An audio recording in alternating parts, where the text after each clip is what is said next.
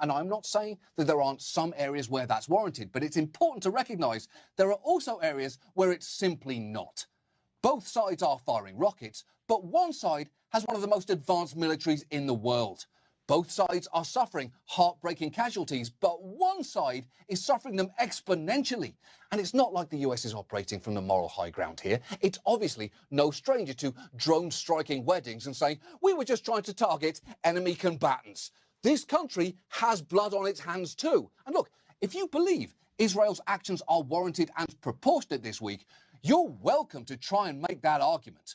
But we have got to start having this conversation honestly, and falling back on convenient sanitized terms like real estate disputes and airstrikes on militants feels a little disingenuous when what you're describing is forcing people from the homes they've lived in for decades and killing civilians and children.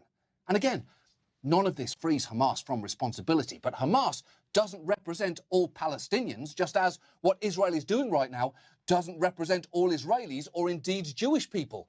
Lots is complicated here, but some things are pretty simple. One side is suffering much more.